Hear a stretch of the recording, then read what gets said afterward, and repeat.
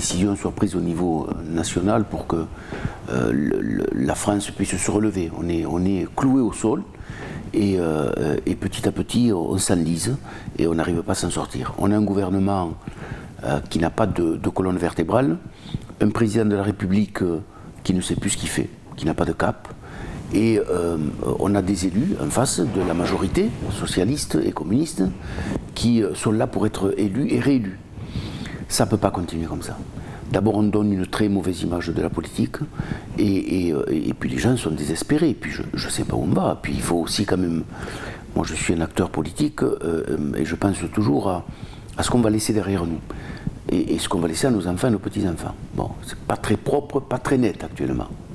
Donc voilà, moi je pense que ça passe par une dissolution. Certes, si nous revenions au pouvoir, la tâche ne serait pas aisée, il serait malhonnête de notre part de dire que nous allons tout régler. Le combat est difficile, mais on a la volonté de le faire. Voilà, on a les outils pour le faire, et non pas que la boîte à outils de François Hollande. Voilà, le pouvoir, il doit s'exercer. Et pour ça, il faut, je le disais tout à l'heure, ce que n'a pas les socialistes, nous l'avons. C'est une colonne vertébrale, une ligne directrice. On sait que la France ne pourra se relever qu'à travers l'économie.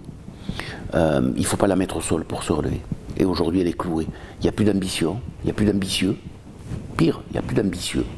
Et le moral est à zéro. Donc il faut donner de l'espoir aux gens. Et quand on donne de l'espoir, le fait d'arriver, je pense que ça donnerait un peu d'espoir aux gens, aux chefs d'entreprise, qui auraient envie peut-être de croire de nouveau, qui auraient l'ambition de croire de nouveau à notre pays. Vous savez, quand, je crois que c'est De Gaulle qui disait ça, quand on n'est plus un grand pays, il faut une grande politique, parce que quand on n'a pas de grande politique et qu'on n'est plus un grand pays, on n'est plus rien. Nous en sommes là aujourd'hui. Aujourd'hui, nous en sommes là. On est décrédibilisé aux yeux de toute l'Europe et du monde entier, alors que nous avions une voix qui faisait écho partout dans le monde. Et Nicolas Sarkozy, aujourd'hui, sans être président de la République, est encore écouté par tous les chefs d'État. On voit bien qu'il n'y a que lui qui pourra nous sauver. Quand j'étais député et que je faisais des réunions et des rentrées politiques, je disais aux gens, quand le socialisme arrive, les impôts augmentent, et le Front National fait des gros scores. Tout s'est réalisé. Et pourtant, je vous assure, je ne suis pas Madame Soleil. Ils n'ont comme ligne philosophique et déontologie que l'augmentation des impôts pour avoir des ressources. Et des ressources. Ils ne comprennent pas, je crois qu'ils sont en train de le comprendre quand même, que l'impôt tue l'impôt. Vous savez qu'avec toutes ces augmentations d'impôts depuis 2 ans, il y a moins de ressources fiscales que ce qu'il y avait avant qu'ils arrivent. Donc l'impôt tue l'impôt. Bien. Et avec la politique de laxisme qui est menée, cette politique très laxiste par Mme Taubira, le Front National monte inexorablement. Alors, j'ai tendance à croire que c'est voulu. J'espère que je me trompe. Parce que ils considèrent que les triangulaires peuvent eux, les sauver. Ça, c'est pour les législatives. Et que pour les présidentielles, on irait vers comment dire, un doublon Front National, Parti Socialiste. Ils ne se rendent même pas compte que les gens n'en veulent plus. Ils ne s'en rendent même pas compte. Et que toutes les élections des législatives qu'il y a eu depuis que le Parti Socialiste est au pouvoir, 8, nous les avons toutes gagnées. Les gens se sont aperçus qu'ils étaient trompés, les électeurs se sont trompés, eux au moins le reconnaissent, ils ont envie de changer de cap. C'est pour ça que je demande aux gens d'accélérer cette pétition. On verra, elle ne portera certainement pas, vous en doutez, c'est pas moi qui vais faire changer le président de la République de cap et de déontologie et de philosophie. Mais bien montrer aux gens qu'il y a des gens, qu'il y a des élus qui sont conscients que nous allons au mur et qu'on a envie de se relever. Moi, je suis catastrophé. Franchement, je vous dis encore une fois, je suis un acteur politique. Je n'ai pas l'impression qu'on va laisser un bon souvenir de nous. Parce que les gens nous identifient, nous mettent tous dans le même sac. Vous savez, le tous pourri, ça me touche personnellement.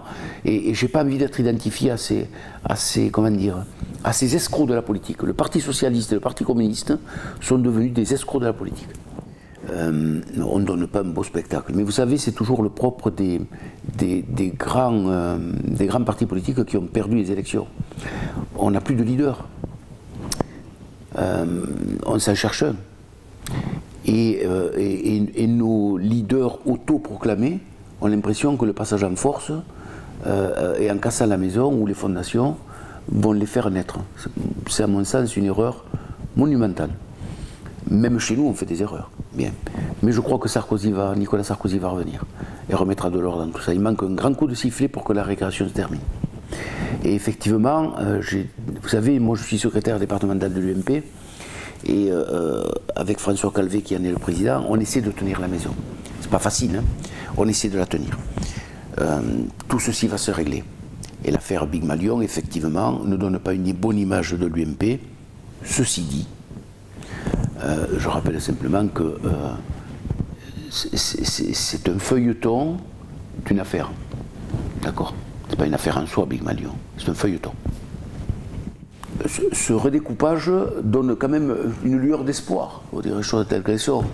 C'est essayer de changer les choses. C'est bien, c'est mal, on verra. Ce qui est sûr, c'est que pour une fois qu'une décision est prise, on ne va pas arriver en travers. Alors, moi, je ne vais pas le cautionner pour le cautionner. Je dis simplement que la région Languedoc-Roussillon ne fonctionne pas. Nous avons le taux de chômage le plus important en France. Nous avons un président de région qui est catastrophique, qui a été le président du département, qui fait la même chose à la région. Bien, c'est-à-dire rien. Par contre, il y a une autre dynamique à Midi-Pyrénées. Et si nous pouvions devenir le littoral de Midi-Pyrénées, ma foi, pourquoi pas?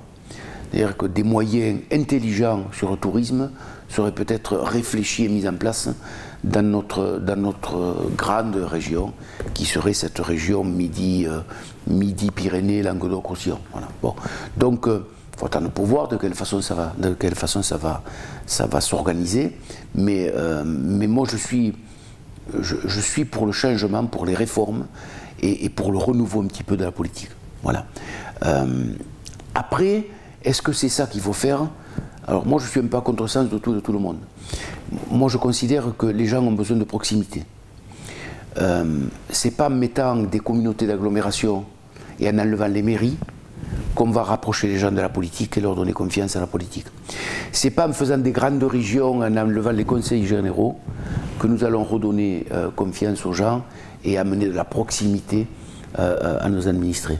C'est l'inverse. Moi, je pense qu'il fallait donner plus de pouvoir au département, un petit peu moins aux régions. Voilà. Et laisser cette proximité avec les gens. Mais je suis à contresens. On verra si l'avenir me donne raison ou donne raison à ceux qui pensent réunir des régions entre elles et supprimer les conseils généraux. On n'est pas nombreux à dire ce que je dis. Pour tout vous dire, je ne l'ai même jamais entendu. Je suis peut-être seul, mais des fois, vous savez, c'est pas parce qu'ils sont nombreux à avoir tort qu'ils ont raison.